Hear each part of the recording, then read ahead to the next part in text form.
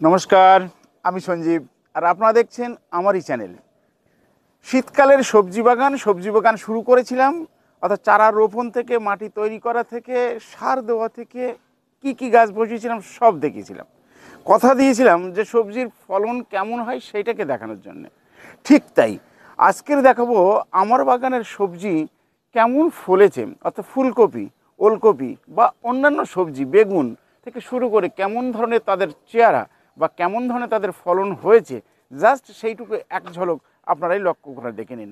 এবং কেমনভাবে হলো পার্ট বাই পার্ট তো আপনাদের সামনে তুলে ধরেছি। তাও বলি যে এই সময় অর্থাৎ এই যে ফলন ফলে গেছে, অর্থাৎ ফুলকপি হয়ে গেছে, ওলকপি খাওয়ার মতো হয়ে গেছে, পালং শাক হয়ে গেছে, এখন কি সার দেওয়ার প্রয়োজন আছে, না এখন অন্য কিছু দেওয়ার প্রয়োজন আছে, বা কি দেব তাদের ক্ষেত্রে, জাস্ট এই বিষয় নিয়ে আজকের ভিডিও। আগে দেখা যাক ফুলকপির চেহারাটা কেমন হয়েছে। দেখুন, এখনও কিন্তু ছোট্ট, এখনও কিন্তু বড় হবে, এখনও কিন্তু সবে শুরু হয়েছে ফুলকপি হওয়ার পথে। অর্থাৎ দেখুন, ওলকপিও ঠিক তাই। ওলকপি খাওয়ার মতো হয়ে গেছে ঠিকই, কিন্তু এখনও কিন্তু এর সাইজ কিন্তু বেশ বড় হবে। এই যে ফুলকপি, দেখুন ফুলকপিগুলোর কত সুন্দর তার গঠন। অর্থাৎ যে ফুলকপির গঠনটা এইরকম সুন্দর টাইট বাঁধনটা যদি থাকে, তাহলে ফুলকপিটা কিন্তু বেশ বড় হবে। যদি ফুলকপিটা খোলা থাকে, অর্থাৎ ফেটে ফেটে যায়, তাহলে ফুলকপি কিন্তু তার বাঁধনটা থাকে না। অর্থাৎ ওর যে কলিগুলো, ছোটো ছোটো যে কলিগুলো, গুঁড়িগুলো একসাথে টাইট হয়ে থাকে, সেইটার কেন এইরকম থাকে বা এইরকম কেন খুলে যায়, এটাও কিন্তু একটু জানা দরকার আছে। অনেকে হয়তো বাগান করছেন, বলছেন যে ফুলকপি ফেটে ফেটে গেছে, বেরিয়ে গেছে। তার কারণটাই হচ্ছে কিন্তু পটাশের অভাব।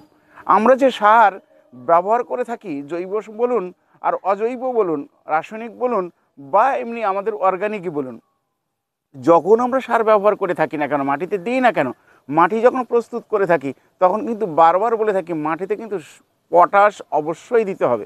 অর্থাৎ আমরা যেমন সবজি, ভাত, তরকারি রান্না করি, যখন মাছ মাংস রান্না করে থাকি, আমরা যেমন সব কিছু মশলা দিলাম কিন্তু লবণ দিলাম না, স্বাদ কিন্তু বিস্বাদ তৈরি হয়ে যায়। মাটির ক্ষেত্রেও ঠিক তাই, অর্থাৎ গাছের ক্ষেত্রেও ঠিক তাই। অর্থাৎ ওরা যে খাবারগুলো গ্রহণ করলো, ঠিক পটাশ যদি না থাকে, ঠিক কিন্তু বিস্বাদের মতো পরিস্থিতি হয়ে যায়।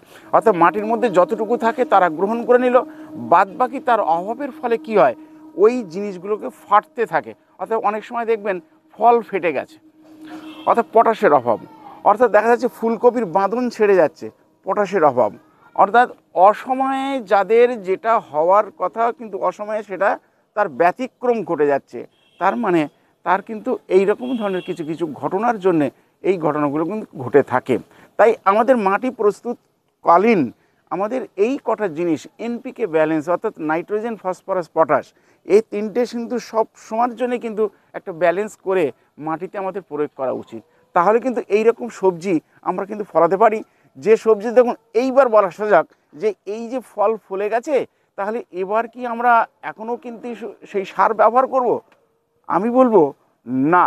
কারণ এই রকম অবস্থাতে যাদের ফুলকপি হয়ে গেছে বা এই রকম ওলকপি যাদের হয়ে গেছে, তোলার মতো পরিস্থিতি হয়ে গেছে, এই সময় কিন্তু সারটাকে দিলে অকারণ হয়ে যাবে। কারণ গাছটাকে কিন্তু আর বেশি দিন গ্রহণ করবে না।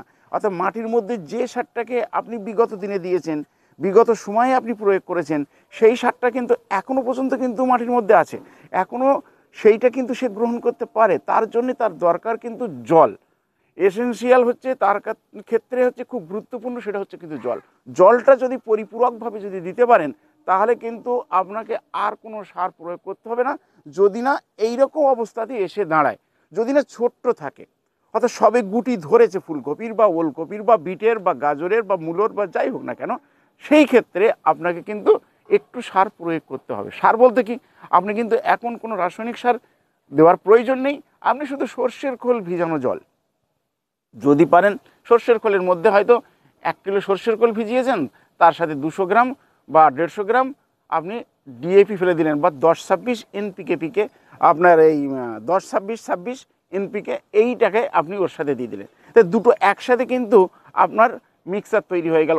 এই জলটাকে গাছে আপনি দিতে পারেন, তাহলে কিন্তু আপনার ক্ষেত্রে, অর্থাৎ গাছের নেওয়ার ক্ষেত্রে কিন্তু খুব সুবিধা হয়ে গেল। এইবার আসুন, এইবার দেখা যাক এই যে বেগুন গাছ, দেখুন বেগুন গাছে কি সুন্দর বেগুন তার এসছে, দেখতেই পাচ্ছেন সুন্দর বেগুন কিন্তু ধরতে শুরু করে দিয়েছে। এই যে বেগুনের এক নয় একাধিক বেগুন কিন্তু ধরছে, এই যে বেগুনগুলো আসছে।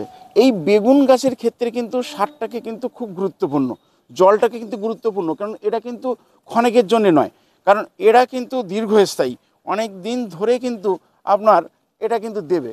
এই যে আপনার ধরেছে বেগুন, এই যে বেগুন গাছগুলো, এই বেগুন গাছে কিন্তু দীর্ঘদিন ধরে এই করলায় কিন্তু অজস্র করলা আপনি দেখতে পাবেন, যেদিকে তাকাবেন সেদিকে কিন্তু করলায় কিন্তু পরিপূর্ণ। তাহলে এদের ক্ষেত্রে কিন্তু একটু খাবার বিশেষভাবে কিন্তু প্রয়োজন হয়। এই প্রয়োজনটাকে মেটাতে গেলে আপনাকে কিন্তু একটু খাবার আপনাকে বেশি পরিমাণে আপনাকে কিন্তু তাদের কিন্তু প্রয়োগ করতে হবে, তাহলে কিন্তু ওরা কিন্তু দীর্ঘস্থায়ীভাবে তারা কিন্তু ফলন দিতে থাকবে। এবার ধরা যাক এই যে পালং শাক, এই বা মূলো শাক বা মেথি শাক বা পিড়িং শাক, এরা হয়ে গেছে, এরা কিন্তু খাওয়ার মতো হয়ে গেছে, বয়স হয়ে গেছে, এদেরকে কিন্তু তুলে নিতে হবে। এবার এই জায়গায় নতুন করে আপনাকে কিন্তু ভাবতে হবে। এইবার যে জায়গাটা আমার প্রশ্ন, যে আপনাদের মধ্যেও থাকা উচিত যে দাদা যে এই ফুলকপি তুলে নিলাম, ওলকপি তুলে নিলাম, জায়গাটাকে কিন্তু খালি হয়ে গেল, তাহলে এই খালি জায়গায় আমরা কি রোপণ করতে পারি? এখনও তো দীর্ঘ মাঘ মাস রয়েছে, ফাল্গুন মাস রয়েছে, এই মধ্যে আমরা কি সবজি তুলতে পারি? জাস্ট এটাই একটা পয়েন্ট।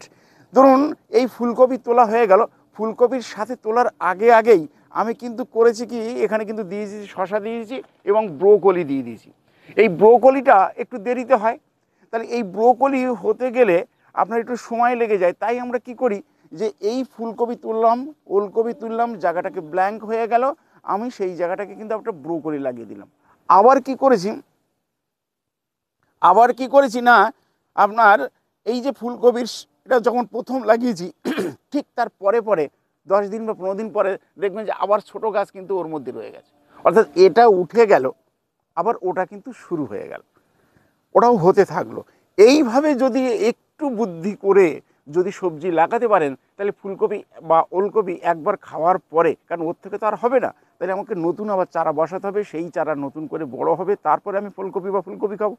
কিন্তু ডিফারেন্স একটু দিনের সময়ের, অর্থাৎ একটা ফুলকপি বসানো হলো প্রথম চারা, তার যদি 15 দিনের গ্যাপে আরেকটা চারা তার পাশাপাশি লাগানো হয়, তাহলে কিন্তু ও বাড়তে থাকবে, এর ফুলকপি তোলা হয়ে গেল, এর ওলকপি তোলা হয়ে গেল, সাথে ওটাও কিন্তু বড় হতে থাকলো। তাহলে কন্টিনিউ কিন্তু আমরা প্রসেসে খাওয়ার যে পদ্ধতি সেই জায়গাটা কিন্তু, বা সবজি বাগানে রাখার যে পদ্ধতি, সেটা কিন্তু আমরা কিন্তু চলতে থাকলো। এটা একটা দিক। এরপরে আসবে গরমকাল। এবার গরমকালে কি করবেন, এর পরের ভিডিওতে সেই জিনিসটা নিয়ে আলোচনা করব, মাটি কিভাবে প্রস্তুত করতে হবে এবং গরমকালে কি লাগাতে পারেন। আর এবার গরমকালে আমার সবজির থেকে আরেকটা নতুন জিনিস আমি লাগাবো, সেই জিনিসটা আপনাদের সামনে নিশ্চয়ই তুলে ধরবো, যে আমি কি লাগাতে চলেছি এবং কি ধরনের জিনিস সেটা আমরা ছাদ বাগানে তৈরি করব, সেটা কিন্তু আপনাদের সামনে কিন্তু আগাম বার্তা দিলাম, কিন্তু বললাম না যে কি লাগাবো, সেটা কিন্তু তৈরি করব এবং সেটা কিন্তু বলবোই। এবার দেখুন বরবটি গাছ কি সুন্দর হয়েছে, তার বরবটি গাছ এবং বিনস গাছ, এবার কিন্তু এরা কিন্তু ধরতে শুরু করে দেবে। এছাড়াও কিন্তু আরও যে সবজি রয়েছে সেগুলো একবার দেখা যাক তাদের পরিস্থিতিটা কেমন আছে। এদিকেও সবজিও কিন্তু দুর্দান্ত হয়েছে, বাঁধাকপিও কিন্তু বেশ চেহারা হয়েছে এবং এধারেও চলছে বেশ সুন্দরভাবে, পালং শাক, লঙ্কা সবই কিছু রয়েছে। পুঁই শাক তো দেখুন, পুঁই শাক অজস্র পুঁই শাক বাগানে আমার চারিদিকে, শুধু পুঁই শাক আর পুঁই শাকে কিন্তু পরিপূর্ণতা পেয়ে গেছে। এদিকেও দেখুন পুঁই শাক, অর্থাৎ যেদিকে তাকাবেন সেদিকে শুধু পুঁই শাক আর পুঁই শাক। এবং বেগুন দেখুন সুন্দর করে বেগুন কিন্তু শুরু হয়ে গেছে, গাছে তোলা হচ্ছে, খাওয়া হচ্ছে, সবসময় তো থাকে না সমানভাবেই, দেখতেই পাচ্ছেন। আসুন উপরে যাই, উপরের গাছগুলোকে পরিস্থিতি কেমন আছে সেটা একবার এক ঝলক দেখে নিই।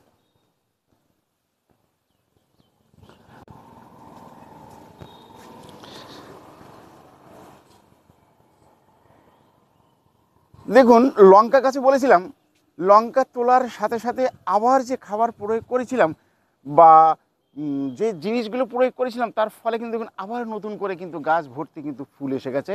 এটা কিন্তু নিশ্চয়ই উপলব্ধি করতে পারছেন, দেখুন গাছ ভর্তি কিন্তু আবার করে কিন্তু নতুন করে ফুল এসে গেছে। অর্থাৎ লঙ্কা কিন্তু শেষ হতে না হতেই আবার করে ফুল আসবে, আবার করে কিন্তু ফল আসবে, এটাই হচ্ছে লঙ্কার কাজ।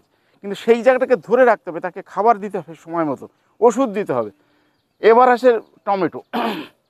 টমেটো গাছ দেখিয়েছিলাম, ছোট্ট চারা গাছ, ফুল দেখিয়েছিলাম, এবার দেখে নিন ফলে পরিণত হয়ে গেছে আপনার টমেটো গাছের। এধারে রয়ে গেছে আপনার ব্রোকলির গাছ। ব্রোকলি গাছ কিন্তু এখানে কিন্তু বেশ বড় হতে শুরু করে দিয়েছে, তার সাথে সাথে শশা, ওধারেও ব্রোকলি উঠছে, এখানেও ব্রোকলি উঠছে। এবং এই সাইডে যে জুসনি বা জুখনি করেছিলাম শীতের, জুকনির কিন্তু ফুল অলরেডি ফুল ফুটে গেছে। দেখুন কি সুন্দর কুমড়োর মতো ফুল। এবং এধারে শীতের কুমড়ো গাছ বেশ লতিয়ে গেছে, চেহারাটাও দেখেই মনে হচ্ছে যে কত সুন্দর গাছ। অবশ্য ঠিক তাই, লোভনীয় গাছ তৈরি হয়েছে। এবং দেখুন জুকনির ফল কিন্তু এসে গেছে, ছোট্ট ছোট্ট বেশ অজস্র কুঁড়ি এর মধ্যে কিন্তু ধরে গেছে। এবং আগামী কয়েকদিনের মধ্যেই আশা করছি তার ফল কিন্তু আমরা পাবই পাবো। এই যে পদ্ধতিগতভাবে বা একটু চিন্তাধারা করে যদি বাড়িতে সবজি বাগান, যারা খুব সবজি প্রিয় তারা কিন্তু এইভাবে কিন্তু সবজি কিন্তু বাগানে কিন্তু করতে পারেন। শীতকালের সবজি, একাধিক সবজি। এবং এই আরেকটা জিনিস বলি, এই দেখুন এই যে ধনে পাতা উঠে গেছে, এবার কিন্তু এইগুলোর সাথে সাথে কি করবেন, এক সাইড থেকে তুলতে শুরু করে দিন। যেমন এই এক সাইড থেকে আমার পরিষ্কার হচ্ছে, আবার এই সাইডে মাটি রেডি হয়ে যাবে, সাথে সাথে কিন্তু আবার আপনার আরেকটাই কিন্তু তৈরি হয়ে যাবে।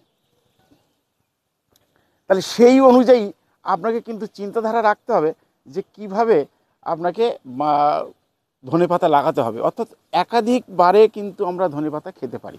অর্থাৎ এক শেষ হবে, এক শুরু হবে, এক গাছ আমরা খেতে থাকবো, নতুন চারা তৈরি হবে, নতুন দানা আবার কিন্তু বসাতে হবে। জাস্ট এইরকম একটা চিন্তাধারা নিয়ে কিন্তু একের পর এক যদি আমরা করতে পারেন, তাহলে কিন্তু আমরা ধনেপাতা অল টাইম আমরা কিন্তু খেতে পারি। আর ধনেপাতা আমরা গাছ তুললাম, এই তোলার পরে খেয়ে ফেলে দিলাম, আবার আমরা সেই গাছটাকে থেকে নতুন করে কিভাবে চারা তৈরি করতে পারি বা পাতা তৈরি করতে পারি, এই বিষয় নিয়ে আরেকটা নতুন ভিডিও আপনাদের সামনে আমি তৈরি করব। যে ধনে গাছ ফেলে না দিয়ে তার থেকে নতুন করে কত সুন্দরভাবে আমরা রান্নাঘরে ধনে পাতা আমরা তৈরি করতে পারি। জাস্ট আর বিশেষ কিছু নয়, আমার বাগানের সবজি বাগান আপনাদের সামনে তুলে ধরলাম। ফুলকপি, ওলকপি, বিট, গাজর থেকে শুরু করে মূলো থেকে, মূলোর সাইজটা কেমন হয়েছে একটুখানি আসুন দেখে যান, জাস্ট দেখে যান। দেখুন মূলোর কথা বললাম, মূলোগুলো দেখে নিন কত সুন্দর তার গঠন। জাস্ট এইরকম মূলো কিন্তু তোলা হচ্ছে, এর আগে কয়েকটা তোলা হয়েছে, খাওয়া চলছে। তাহলে এইভাবে কিন্তু আমরা মূলো এবং এর সাথে এই যে ধনেপাতা এরকম ছড়িয়ে দিলেও কিন্তু ধনেপাতার জন্য আলাদা কিন্তু জায়গা লাগে না। আমরা এইভাবে কিন্তু ধনেপাতা চাষ কিন্তু করতে পারি এবং আমরা কিন্তু ধনে এইভাবে আমরা একাধিকবার খেতে পারি। যাই হোক, আর বিশেষ কিছু নয়, দীর্ঘায়িত করছি না, এখানেই শেষ করছি। সবজি বাগান আপনাদের সামনে তুলে ধরলাম। ভালো থাকুন, সুস্থ থাকুন এবং সবুজের সাথেই থাকুন। নমস্কার।